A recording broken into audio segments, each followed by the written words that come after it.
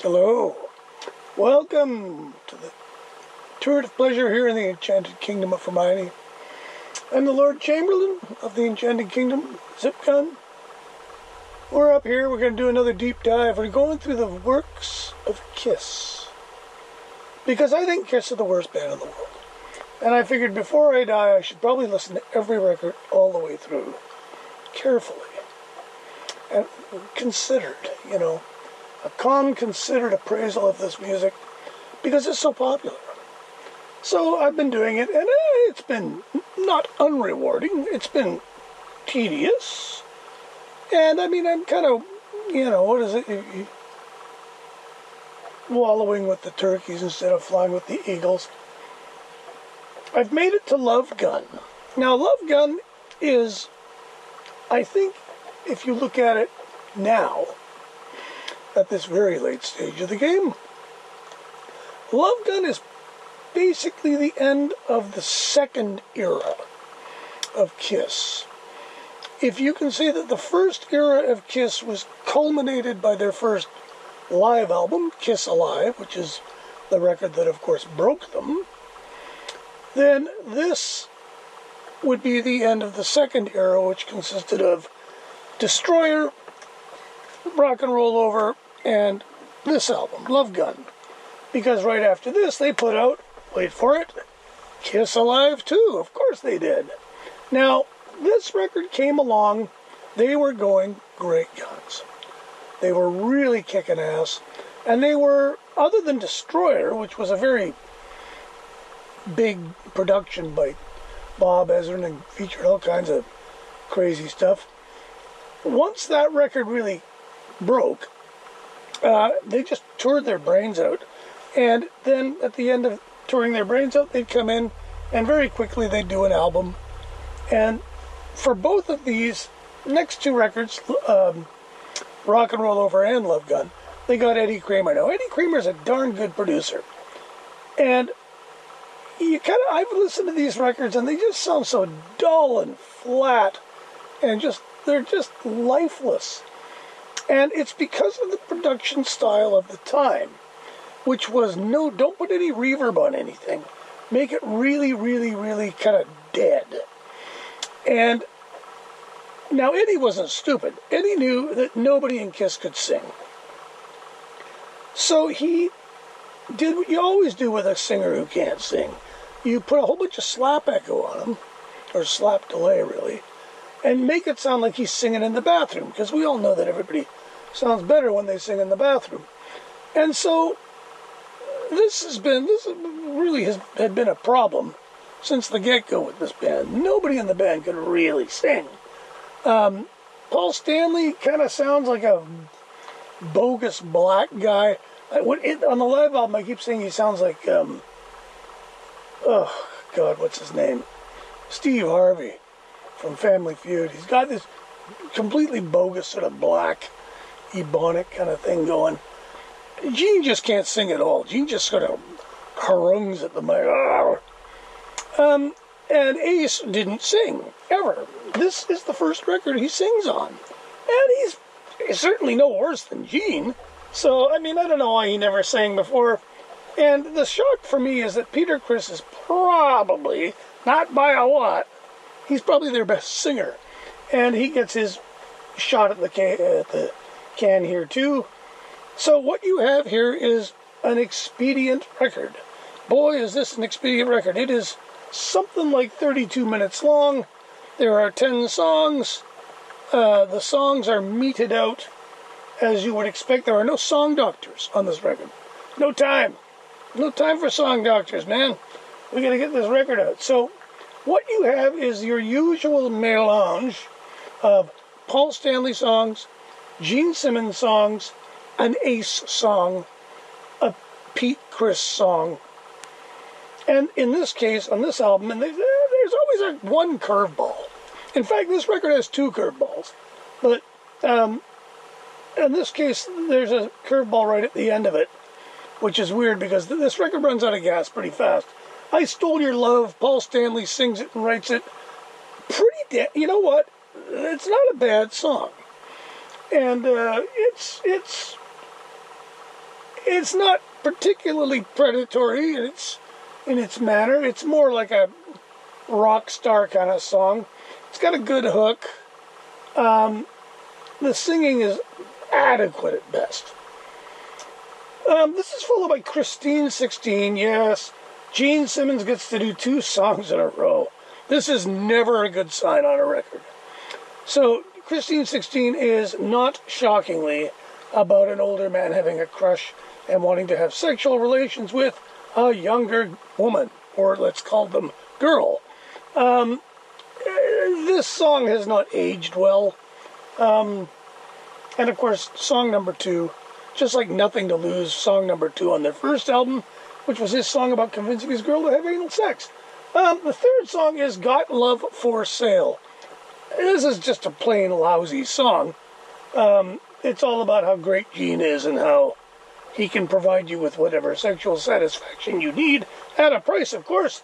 It's terrible. Shock Me by Ace Frehley. Now, Ace's songs, of course, are different. They're all about his human condition, maybe. And I get the impression reading his lyrics, they're very vague. But I don't think Ace was I don't think he liked himself. And Shock Me's not actually a half-bad song. And I will say, Ace on this record, again, Eddie had figured it out. I don't know how they do it, but they elicit some pretty good solos out of Ace on this record. And his song is pretty good, Shock Me. Tomorrow and Tonight, Paul Stanley sings and plays a song, which is actually, it's okay, but it's just so lame. What is it? We're going to rock and roll all day and rock all day and roll all night. That was it. Kind of, one of the more Kiss general party anthems. Okay. Not particularly great. It's no rock and roll all night. But there you have it. The title track, Love Gun. Gee, you think this is full of double entendres? Well, you'd be right. Paul Stanley writes them all. And he claims it's like a great song, and I don't really agree with him. Again, it's just, they've been on the road. This is what you get, right? Song number 2 on side 2 is Hooligan by Pete Criss and Stan Penridge, who is always there when Pete Criss gets a writing credit. And I didn't even look this up, but I'm willing to bet this is yet another barrel scraping from the band they were in together before Kiss. It's the 7th out of 10. It's not actually a terrible song. And again, his vocal is suited for this kind of thing. I still say he sounds vaguely like Rod Stewart, but it's okay. Now, here's where we start getting into some curveballs. Basically, the record takes a very, very sharp, weird turn here, because we now have 2 consecutive Gene Simmons songs, which is always trouble, always. But, wait, Gene outdoes himself here. Gene outdoes himself because he introduces something that has never been introduced to a Kiss song before. How do I put it? Maybe he introduces a little tiny bit of funk. Yes, the sound of the Negro is represented here by a conga player, and not just any conga player. What's the guy's name? He actually made solo records with the Becker brothers, this guy. Jimmy Malin. Almost Human. Now, as you might expect, the lyrics, oh, Jesus. I gotta read them. Oh, yeah. I'm almost human, can't help feeling strange. The moon is out, I think I'm gonna change. You're so smooth and tender, a living, breathing dream. I've got to have you, baby, I'm listening for your scream. Not sure why he wants her to scream, but there you go. I'm almost a man, I'm almost human. I'm almost human, baby, please don't run away. 'Cause wherever you run, I'll be a scream away. Okay. I'm very hungry and you're what I'm thinking of. Ooh, baby, baby, baby. So hungry for your love. Almost a minute, and I guess that's it. That's the lyric. I'm almost human, can't help. So I'm going to interpret these lyrics as he is some kind of werewolf. And he wants to, let me think now, he doesn't actually say that he wants to have sexual congress with this woman. I think he just wants to kill her. I mean, I'm very hungry and you're what I'm thinking of. Oh, baby, baby, hungry for your love. Okay, love. Okay, maybe he doesn't want to eat her. At any rate, the lyric is your usual terrible, terrible Gene Simmons lyric. But the song is great. The conga player instantly transforms these guys into something almost like a funky band. And by God, not only does Gene play bass funky on this, a little bit, yeah, and he actually manages to croak out a pretty good vocal that doesn't make me go, why isn't something else singing us? But the tour de force is Ace Frehley on this record because, once again, Eddie Kramer is no fool. He knows that Ace Frehley, well, Ace isn't the best guitar player. He's okay. He can sound like, I don't know, Mick Ralphs on a good day, but he's not anything special. So you got to do things to make him different. And Eddie in the past has buried his solos in all kinds of weird effects and stuff, which I actually love, because I love noisy guitar. And in this record, they completely outdo themselves. Ace does, I mean, it sounds like Derek Bailey is playing with Kiss for just a hot minute. And I actually found I had to play this song a couple of times because I really quite liked it.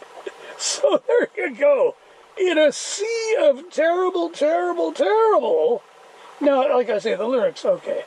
But the song is one of those weird outliers that are on Kiss records. It doesn't sound like anything else on the album. This is followed by another Simmons sung and composed song, Plastercaster. And if you were wondering if this is about Cynthia Plastercaster, you would be right. And oh God, this one is not good. The music is whatever, a vehicle for the terrible lyrics, which are, let me think, what are they again?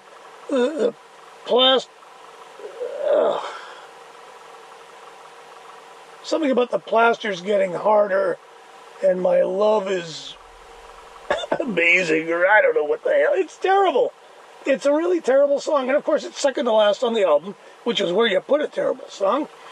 This is followed by the next curveball on the record, and again, you gotta wonder who's making these decisions, but somebody, somewhere, said, we should get these guys to do an old Phil Spector song.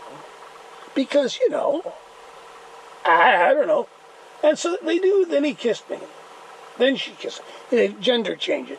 Then She Kissed Me. Phil Spector, Ellie Greenwich, and Jeff Berry. Classic girl group song. And would you believe they actually don't do a bad version of it? It's okay. And Paul sings it, and he actually sings it creditably. And I sort of wonder why this wasn't a single. Maybe it was, I'm not sure. At any rate, the whole idea of this record, when you look at the big picture, was they needed product. Oh no, Christine 16 was a single. What is it with them releasing Gene songs as singles that are about pedophilia and anal sex? God, I don't get these guys. Love Gun. No, these are not, no. Not going to happen. Recorded May the 3rd to the 28th, so 25 days at the record plant. That's not a lot of time. 25 days is basically 3.5 weeks. Lord knows they probably wrote half the songs while they were in the studio. They sure sound like it. But, most importantly, it continued the momentum of Kiss. And they were, at this point, there was a Gallup poll, and they were the most popular band in America. And this is more popular than Led Zeppelin. This would have been, what, 77? So this is when punk rock is gearing up to take over all this kind of stuff. Again, I remember this being a terrible, terrible record. But on the strength of I Stole Your Love, which is a pretty good Kiss song by Kiss song standards, Almost Human, which is just, I don't know how to describe it. And Then He Kissed Me. This record is, again, about a B minus or maybe even a B, because that's 3 decent songs. And the bad stuff is bad enough that it's embarrassingly bad and entertaining. So I think I gotta give it a B. That's the highest grade I've given a Kiss record so far. So there you have it. I am always welcome to hear comments. Remember, this is the perspective of a guy who doesn't like Kiss at all.